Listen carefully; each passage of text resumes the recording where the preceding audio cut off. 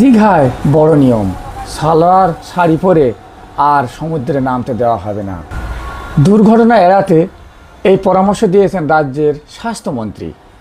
পর্যটকদের নিরাপদ পোশাক পরতে, লাইফগার্ডের নির্দেশ মানতে এবং মদ্যপ অবস্থায় সমুদ্রে না নামার আহ্বান জানানো হয়েছে। দীঘায় যাচ্ছেন, এই নিয়ম না জানলে সমুদ্রে নামতেই নাও দিতে পারে। নিরাপত্তার স্বার্থে শাড়ি বা সালোয়ার পরে সমুদ্রে না নামার পরামর্শ দিয়েছেন রাজ্য সরকার।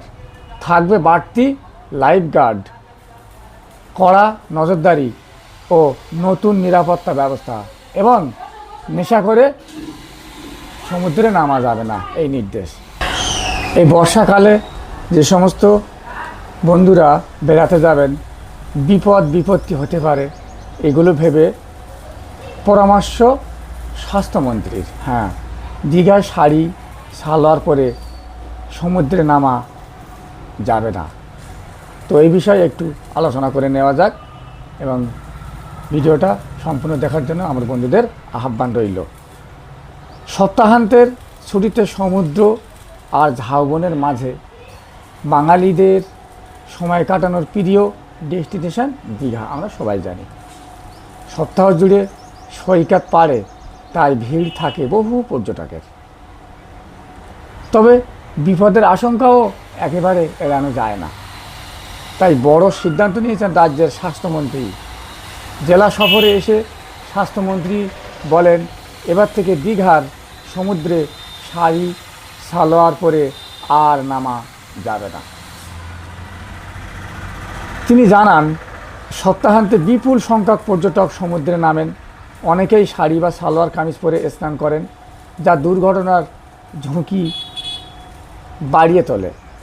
তাই কমাতে তিনি নিরাপত্তার স্বার্থে সুইমস্যুট বা সমুদ্র স্নানের উপযোগী হালকা পোশাক ব্যবহারের পরামর্শ দেওয়া হয়েছে। কারো যদি অসুবিধা হয় তবে শাড়ি সালোয়ার কামিজের রঙের ক্ষেত্রে কিছু পরিবর্তন আনতে হবে। পর্যটকদের চিহ্নিত করতে যাতে উজ্জ্বল রঙের শাড়ি সালোয়ার কামিজ পরা যায় সেদিকে খেয়াল রাখতে হবে।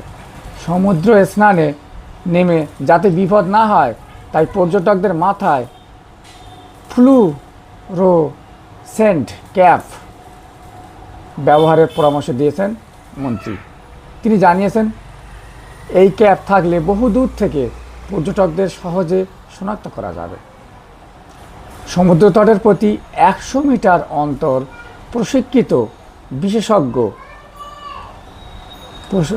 বিশেষজ্ঞ মোতায়েন করতে হবে, এই তিনি দাবি তুলেছেন। এবং পর্যটকদের জন্য আরও উন্নত লাইফগার্ডের ব্যবস্থা গড়ে তোলার পরিকল্পনাও রয়েছে। এছাড়া দীঘার সমুদ্র কিংবা সমুদ্র তীরবর্তী এলাকায় নেশার সামগ্রীর ক্ষেত্রে নিষেধাজ্ঞা জারির ভাবনা চিন্তা চলছে।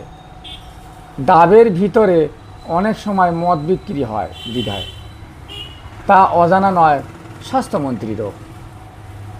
স্থানীয় বিধায়কের কাছে মন্ত্রীর আর্জি, যাতে কোনোভাবে একজন পর্যটকও মদ্যপান করে সমুদ্র কিংবা সমুদ্র তীরবর্তী এলাকায় যেতে না পারেন, সেদিকে খেয়াল রাখতেই হবে। উল্লেখ্য, সম্প্রতি রাজ্য বাজেটে দীঘায় ট্রমা কেয়ার সেন্টার খোলার কথা ভাবা হয়েছে। যেহেতু দীঘায় প্রচুর রেস্তোরাঁ, তাই সেখানে বার্ন কেয়ার ইউনিট খোলা হবে। এছাড়া জলে ডুবে যাওয়ার আতঙ্ক কাটানোর সুবন্দোবস্ত থাকবে ওই ট্রমা কেয়ার সেন্টারে। আর আরও একটা কথা, সেটা হলো সমুদ্র তটের প্রতি 100 মিটার অন্তর যে প্রশিক্ষিত বিশেষজ্ঞ মোতায়েন এবং পর্যটকদের জন্য উন্নত লাইফগার্ডের ব্যবস্থা পরিকল্পনা করছে রাজ্য সরকার। এতে বহু বিপদ থেকে মানুষ এড়িয়ে চলবে এবং অনেকটা নিরাপদে থাকার সম্ভাবনা। এর ফলে দীঘায় যে ভয়ের একটা কারণ থাকে, অনেক মানুষ জলে ডুবে যাচ্ছে, অনেক মানুষ মানে আতঙ্কে সমুদ্রে নামছে অসতর্কভাবে, সেগুলো থেকে অনেক রক্ষা করা যাবে। তাই এই যে পরিকল্পনাটা আপনাদের কেমন লাগলো বন্ধুরা? নতুন স্বাস্থ্যমন্ত্রীর অভিনন্দন থাকলো, যেন কার্য তো তিনি তৈরি ব্যবস্থাগুলো সম্পূর্ণভাবে করেন এবং এতে আমাদের অ্যাকচুয়ালি অনেক সুবিধার পাওয়া যাবে, যে সুবিধাগুলো ভাষায় প্রকাশ করা যায় না, এরকম চিন্তাভাবনা কিন্তু আগে কোনো মন্ত্রী করেনি। তাই তাকে স্যালুট জানানো উচিত। আর বিশেষ করে যে সমস্ত বন্ধুরা ভ্রমণ করতে যাচ্ছেন তারা একটু সতর্ক থাকবেন। বিশেষ করে মহিলারা, তারা শাড়ি সালোয়ার কামিজ পরেই সমুদ্রে স্নান করছে, এতে বিপদ বেশি হয়। তাই সেগুলো যাতে বিপদের কারণ না হয়, মন্ত্রী মশাই ভালোভাবে চিন্তাভাবনা করে এর উদ্ঘাটন করছে এবং বিপদ কমাতে এই পথ অবলম্বন করছেন। তো বন্ধুরা, আমার এই লাইভটা এই ভিডিওটা কেমন লাগলো, লং ভিডিওটা যদি ভালো লাগে একটু সাবস্ক্রাইব করবেন ইউটিউবার্সটা, আর ফেসবুক বন্ধুরা আপনারা পাশে থাকবেন, লাইক কমেন্ট শেয়ার করবেন।